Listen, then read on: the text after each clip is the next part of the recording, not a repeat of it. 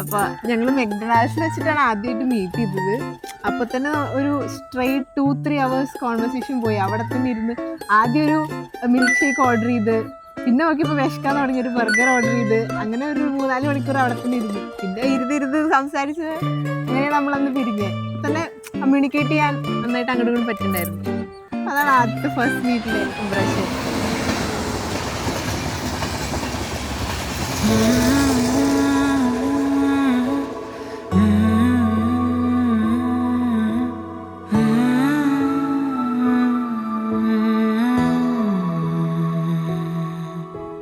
പുതുമഴ വീണ പോലൊരാൾ അരികിലിരുന്ന രാത്രിയിൽ ഹൃദയമൊരേ നിലാനദി,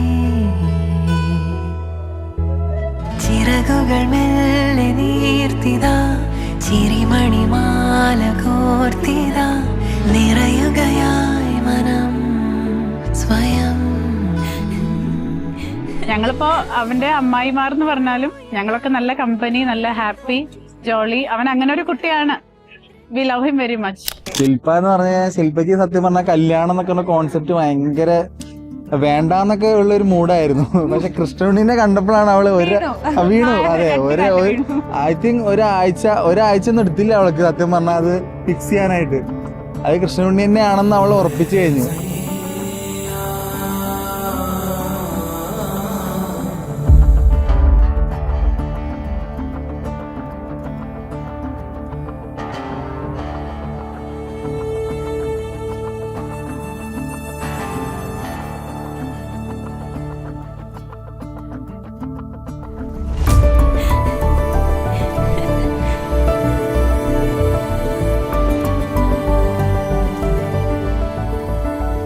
ഞാൻ കല്യാണം കഴിഞ്ഞ് വന്നപ്പോൾ അവൻ വളരെ കുഞ്ഞായിരുന്നു. ഇപ്പൊ അവന്റെ കല്യാണമാണ് പറയുമ്പോൾ ഞങ്ങൾക്ക് അത് വിശ്വസിക്കാനേ പറ്റണില്ല.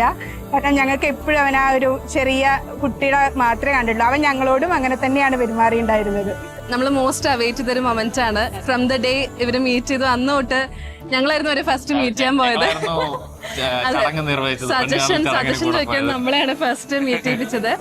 അപ്പൊ അന്ന് തൊട്ട് അവര് ഭയങ്കര സിങ്ക് ആയെന്ന് നമുക്ക് നന്നായിട്ട് അറിയായിരുന്നു. അപ്പൊ കണ്ണേട്ടിന് warm welcome to the club.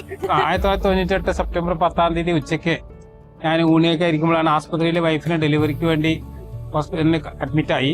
Delivery റൂമിലേക്ക് കൊണ്ടുപോയ സമയത്ത് ആകെ ഒരു പെൺകുട്ടിയാണ് എനിക്ക് 2 മക്കളും മൂത്ത പെൺകുട്ടിയാണ്. രണ്ടാമത്തെ പെൺകുട്ടിയാണോ അതോ എന്താ കുട്ടി എന്നുള്ള ആകാംക്ഷയിൽ ഇരിക്കുമ്പോഴാണ് വൈഫിന്റെ ചെറിയച്ഛൻ വന്ന് പറയണ രാജി പ്രസവിച്ചു, ആൺകുഞ്ഞാണ്. എൻ്റെ 2 മക്കളും, പിന്നെ പ്രത്യേകിച്ച് മകൻ, അവൻ നല്ല കാമൻ ക്വയറ്റാണ്. അപ്പം ഞാനൊക്കെ എനിക്കാണെങ്കിൽ ഭയങ്കര ശബ്ദം. അപ്പം എപ്പോഴും അവൻ പറയും അമ്മേ പതുക്കെ പതുക്കെ, എപ്പോഴും ഭയങ്കര സൈലന്റ് ആണ് അവൻ.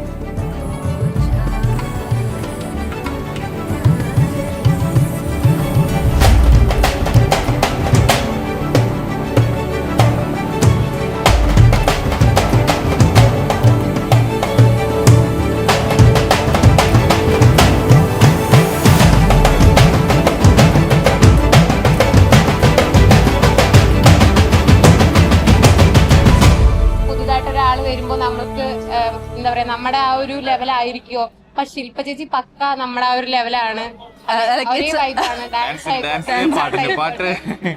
It's A real blessing. നമുക്ക് ഇങ്ങനെ ഒരു ഫാമിലി കിട്ടുക, അല്ലെങ്കിൽ ഇങ്ങനത്തെ ഒരു കസിൻസ് സെറ്റ് കിട്ടുമ്പോൾ ഇറ്റ്സ് എ റിയൽ ബ്ലെസ്സിങ്.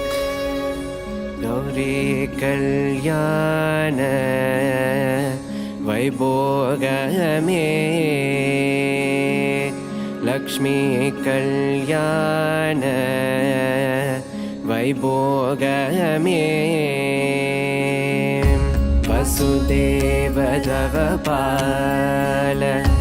അസുരകുലകാല സസിവദന രൂപിണി സത്യഭാമലോല.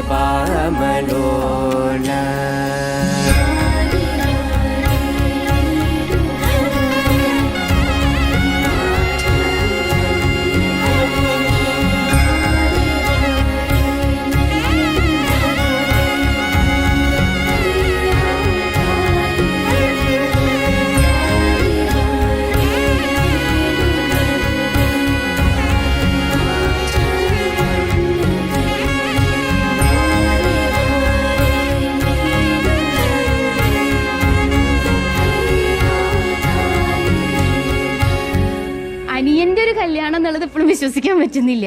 ഒക്കെ ഒരു പെട്ടെന്ന് ചെടി പിടിയെന്നായതുകൊണ്ട് ഇപ്പോഴും അവന്റെ കല്യാണം കഴിഞ്ഞു എന്നുള്ളത് അങ്ങോട്ട് എന്താ പറയാ, ഞങ്ങൾക്കത് ആക്സെപ്റ്റ് ചെയ്യാൻ കുറച്ച് ബുദ്ധിമുട്ടുള്ള കാര്യമാണ്. ശില്പനെ കുറിച്ച് പറയാം, ശില്പ നല്ല ഡാൻസർ ആണ്, ഫുൾ ആക്റ്റീവ് ആണ്. ഞങ്ങൾ ഭയങ്കര അടികൂടലാണ്, ചെറുപ്പം മുതലേ ഭയങ്കര അടിയാണ്, വൻ അടിയാണ്.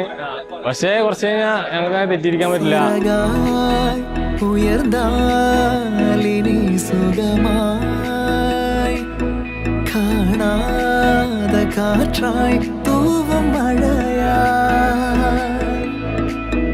അഴകാന കാതൽ കടലായി അഴിയാത മുത്ത് മണിയായി മുകിലേ തിരാത പൊൻസാരൽ എன்ற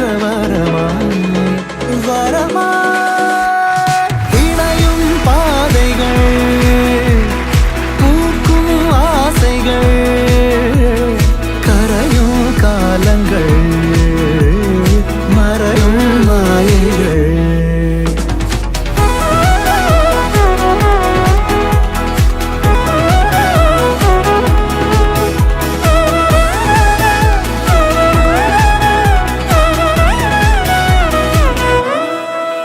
സന്തോഷമുള്ളൊരു ദിവസമാണ്.